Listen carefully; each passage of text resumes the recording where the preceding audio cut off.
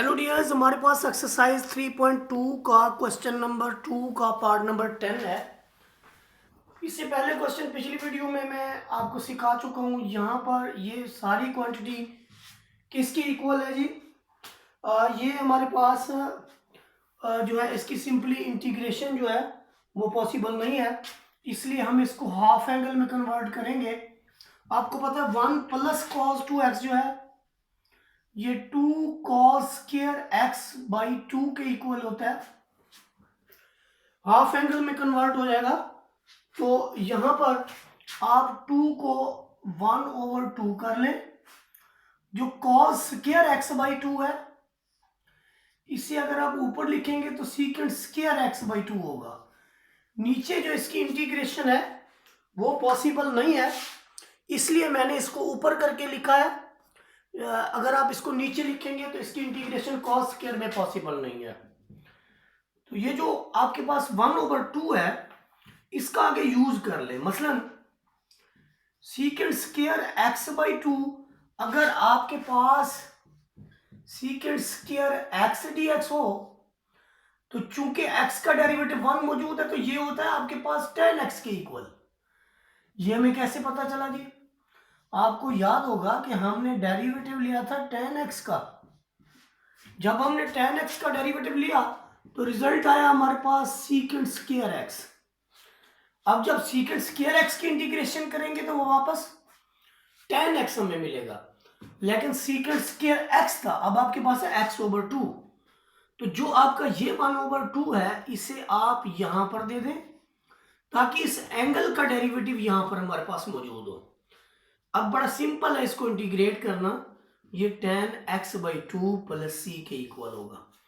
तो ये हमारा पार्ट नंबर 10 जो है कंप्लीट हुआ। इसके बाद हम पार्ट नंबर 11 को लिखेंगे। पार्ट नंबर 11 जो है हमारे पास वो ये है ax plus b integral over ax plus b divided by ax square plus 2bx plus c. और ये देखें आप कि अगर मैं इसको f(x) रख लूं ax square plus 2bx plus c को, तो मेरा जो इसका जो डेरिवेटिव है वो क्या बनेगा? देखिए a आपका as it is X square का डेरिवेटिव 2x, फिर आपका x 2bx है। x के साथ जो भी क्वांटिटी होती है वो वैसे की वैसे आ जाती है। x का डेरिवेटिव 1 कांस्टेंट 0 और साथ में इन दोनों का डिफरेंशियल x साथ आएगा। तो अब जो f प्राइम ऑफ x है ये किसके इक्वल आ गया? 2ax प्लस 2b और साथ में डिफरेंशियल x। यहां से अगर 2 कॉमन लूं तो ax प्लस b बचेगा और डिफरेंशियल x। इसका मतलब क्या हुआ कि नीचे आपके पास फंक्शन है, ऊपर आपका डेरिवेटिव बन रहा है। नीचे आपका f(x) है, फर्क सिर्फ ये है आपका कि यहां पर आप 1/2 देके इसे 2 लगा दे। एक स्टेप में शॉर्ट कर रहा हूं तो यहां पर आपका बनेगा 1/2, नीचे फंक्शन, ऊपर इसका डेरिवेटिव। इस सिचुएशन में हम क्या होगा कि नीचे आपका फंक्शन है और ऊपर डेरिवेटिव है, तो हम लिखते हैं natural log of the function plus c. तो फंक्शन हमने रखा किसे है? हमने f(x) का हुआ ax square plus 2bx plus c को। तो इस सिचुएशन में जो नेचुरल लॉग ऑफ ये सारे का सारा फंक्शन आ जाएगा ax square plus 2bx plus c. C already इस्तेमाल है तो इसलिए अगला सी की जगह आप सी प्राइम कर दें और आप ये बता दें कि सी प्राइम जो है वो आपके पास कांस्टेंट ऑफ इंटीग्रेशन है। तो ये तरीकाकार है। फर्ज करें आपके पास अगर नीचे आपके पास है जी साइन एक्स, या इस तरह से देखें ना, नीचे आपके पास है कॉस एक्स, ऊपर आपके पास है साइन एक्स। तो आप कहते हैं कि नीचे फंक्शन है ऊपर डेरिवेटिव है, लेकिन कॉस का डेरिवेटिव तो मैंने साइन होता है, इसलिए यहां एक नफी लगा के यहां आप नफी लिखते हैं और यहां पर लिखते हैं जी कॉस एक्स। तो आपका क्या आता है? Minus natural log of cos of x. फिर ये जो नफी 1 होता है इसको ऊपर ले जाते हैं आप, जो लॉगरिथम का रूल है वो आता है जी natural log of cos x inverse. और कॉज एक्स इनवर्स क्या होता है आपके पास, ये होता है जी सीकेंट एक्स। तो ये याद रखें, जब आपके पास tan x होगा यानी ये सारी चीज किसके इक्वल है, इंटेग्रल ऑफ tan x। तो इंटेग्रल ऑफ tan x का जो फार्मूला है वो आपके पास है natural log of secant x। तो नीचे जब कभी कोई भी वैल्यू हो, मतलब आपका नीचे x है ऊपर 1 है, तो आप इसको क्या लिखते थे, natural log of x plus C. Absolute value में इसलिए लिखा जाता है क्योंकि लॉगरिथम जब नेचुरल लॉग में लेंगे तो वो नेगेटिव नंबर का जो एग्जिस्ट नहीं होता। अब हम इसके पार्ट नेक्स्ट पार्ट की तरफ जाते हैं, पार्ट नंबर 12 की तरफ जाएंगे हम। तो पार्ट नंबर 12 जो है वो क्या है आपके पास, देखिए जी, पार्ट नंबर 12 आपके पास है जी cos 3x sin 2x। cos 3x sin 2x differential x। आप देखिए ये असल में ऐसे है जैसे cos alpha sin of beta. ये उसी सूरत में हो सकता है जब यहां पर हमारे पास 2 मौजूद हो। एक तो यहां पर 2 नहीं है, उसके लिए मैं क्या करता हूं कि 2 cos 3x sin 2x differential x। और ये फॉर्मूला फिर हमारे पास किसके इक्वल है, cos जब पहले होता है तो दरमियान में इस फार्मूले के अंदर माइनस आ जाता है। अगर आपका यहां पर साइन पहले होता तो फिर ये प्लस में आ जाना था। बाय दिस लॉ आपका जो ये फार्मूला है, क्योंकि इसको हमने कन्वर्ट कर दिया इस तरह, अगर ये 2 नहीं है तो फिर फार्मूले की इंप्लीमेंटेशन नहीं होती। तो फार्मूले की इंप्लीमेंटेशन के लिए हमें क्या करना पड़ रहा है जी, उसके लिए हमें ये करना पड़ रहा है कि इसे 2 से मल्टीप्लाई और डिवाइड कर दिया जाए। अब क्या हुआ जी, ये आपका हो गया जी 1/2। फर्दर जो आपके पास इंटीग्रेशन बनेगी, पहले उसके फार्मूले को देख लें आप। तो फार्मूला क्या कहता है, फार्मूला कहता है जी ये जो आपके पास वैल्यू है इसमें आप लिख लें साइन 3x प्लस 2x, फिर नफी लगाएं, फिर आप लगाएं जी साइन 3x माइनस 2x, और एंड में लिख दें जी डिफरेंशियल x। अब इस सिचुएशन के बाद हमारा जो रिजल्ट होगा वो क्या बनेगा, दिस इज हाफ, ये आपके पास हाफ है। उसके बाद देखिए ये यहां से क्या बच रहा है, integral of sine 3 to 5 differential x दे दें, फिर इंटेग्रल ऑफ 3 में से 2 जाए तो x बचेगा और डिफरेंशियल x दे दें। ये जो ब्रैकेट है ये इंडिकेट कर रही है कि 1/2 से इसकी मल्टीप्लिकेशन भी होनी है। अब साइन 5x की इंटीग्रेशन कैसे करेंगे, देखिए जब हमारे पास होगा ना साइन ax, तो इसे इंटीग्रल कैसे करेंगे, साइन ax के लिए a का डेरिवेटिव होना लाजमी है। तो 1/a से मल्टीप्लाई करके अब यहां a लिख लें, तो अब इसका आएगा 1/a, साइन की इंटीग्रेशन होती है माइनस कॉस। ये तरीकाकार होता है साइन की इंटीग्रेशन का। तो जब यहां पर आपके पास 1/a के साथ माइनस कॉस ax आएगा तो यहां पर भी कुछ ऐसे ही होगा, यह आ जाएगा जी माइनस कॉस 5x, जो इसका बटे वाला 5 है वो चाहे आप यहां लिख दें या फिर आप 1/5 बना के लिख लें, एक ही बात है। सिमिलर जो है वो यहां पे होगा साइन की इंटीग्रेशन, चूंकि 1x है तो 1 तो मौजूद है, इसलिए यहां कोई मल्टीप्लीकेशन की जरूरत नहीं। हाँ ये है कि साइन की इंटीग्रेशन आती है माइनस कॉस, तो ये ओवरऑल आपको रिजल्ट देगा -1/10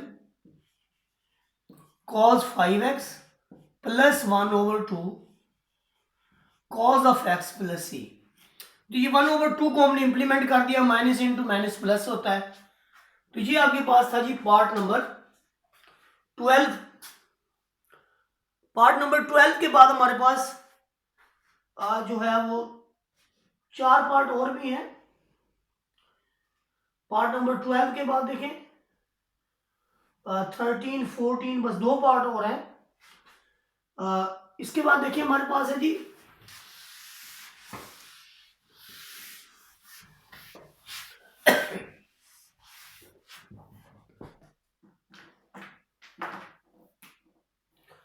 पार्ट नंबर 18 है cos 2x माइनस 1।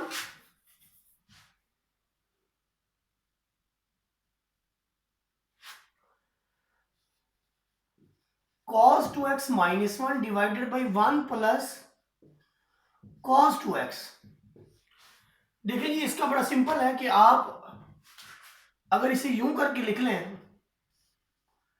कि cos 2x minus 1 divided by cos 2x plus 1, तो आप इसमें बड़ी आसानी से क्या कर सकते हैं कि cos 2x प्लस 1 करके आप एक और माइनस भी कर सकते हैं। तो एक माइनस ऑलरेडी मौजूद है, ये 2 मैंने अपनी तरफ से दिए हैं। आप देखिए यहां पर आपके पास है जी cos 2x और प्लस 1। ऐसा मैं इसलिए कर रहा हूं ताकि डिनोमिनेटर में एक जैसा बना सकूं। अब क्या है मेरे पास कि cos 2x यहां से यहां तक cos 2x मौजूद है, तो मैं क्या करता हूं cos 2x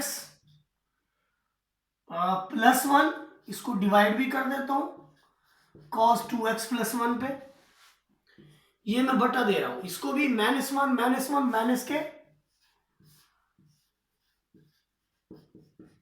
माइनस के 2 और डिफरेंशियल x। अब देखें अब जो है मेरा काम बहुत आसान हो गया। कैसे आसान हो गया कि अब इसका जो रिजल्ट है वो आया जी 1, अगली वैल्यू है 2 divided by cos 2x plus 1। इसको मैं अलग इंटीग्रेट कर देता हूं, इसकी इंटीग्रेशन अलग दे देता हूं। 1 की इंटीग्रेशन जो है वो तो मेरे पास x मौजूद है, इसकी इंटीग्रेशन है नहीं, तो मैं क्या करता हूं 2 को बाहर लिख लेता हूं। यहां डिफरेंशियल x में cos 2x प्लस 1 जो है मेरे पास cos 2x और प्लस 1 जो है ये मेरे पास होती है जी 2 cos स्क्वायर x के इक्वल होती है। यहां डबल एंगल है इसलिए स्क्वायर x 1 x ओवर 2 आना था।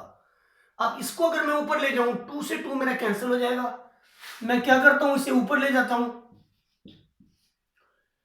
तो ये बन जाता है जी secant square x differential x।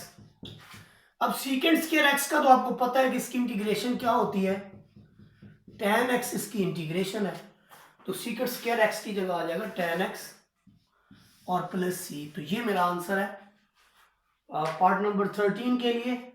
इसके बाद लास्ट पार्ट है हमारे पास पार्ट नंबर 14। ये पार्ट नंबर 13 था हमारे पास। अब इसके बाद है जी पार्ट नंबर 14, वो भी बड़ा आसान है। पार्ट नंबर 14 को देखें जी क्या है। पार्ट नंबर 14 है tan स्क्वायर x, बहुत ही आसान, tan स्क्वायर x dx। इसकी इंटीग्रेशन कैसे करेंगे, tan स्क्वायर x की इंटीग्रेशन नहीं होती, इसलिए इसको सीकेंट स्क्वायर x माइनस 1 में ट्रिग्नोमेट्रिक फार्मूलाज के तहत आप कन्वर्ट कर लें। जब आप ऐसा करेंगे तो आप इंटीग्रेशन दोनों की मौजूद है, सीकेंट स्क्वायर x की भी आपके पास मौजूद है